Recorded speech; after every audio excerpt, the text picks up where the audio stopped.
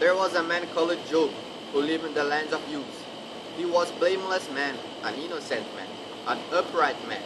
He had 7 sons and 3 daughters, and he owned 7,000 sheep, 3,000 camels, 500 yoke of oxen, and 500 donkeys, and had a large number of servants. He was the greatest man among all people in the east. One day the angels came to present themselves before the Lord, and Satan also came with them. Satan said he was walking through the earth, going back and forth. God asked Satan if he has seen his servant, Job. Satan answered, saying that he was the only blameless man because God gave everything to him and put edge around him, his household, and everything he had. He said that if the Lord took everything from him, then he would deny him as a father and curse him to his face. Then the Lord said, "Very well, then everything he has in your power, but man himself will not lay of him."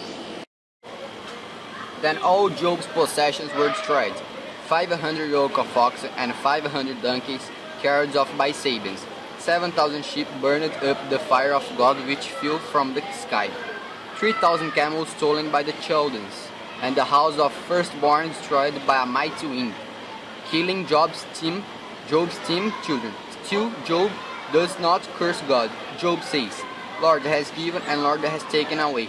Blessed the name of the Lord." Satan asked God to touch his wealth, and God says, "Behold, he is in your hand, but don't touch his life." Job gets really sick, and his wife said for him to curse God and die. So he answered, "You speak as one of the foolish speaks. Moreover, shall we receive good from God, and shall not receive evil?" So, Job's friends did not give up into the theory that Job must have sinned for God to punish him.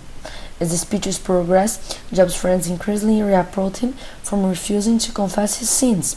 They also think that, in their view of theory, which God also rewards good and punishes evil, with no apparent exceptions allowed, there seems to be no room in their understanding of God for divine discretion and mystery in allowing and arranging suffering for a purpose other than retribution.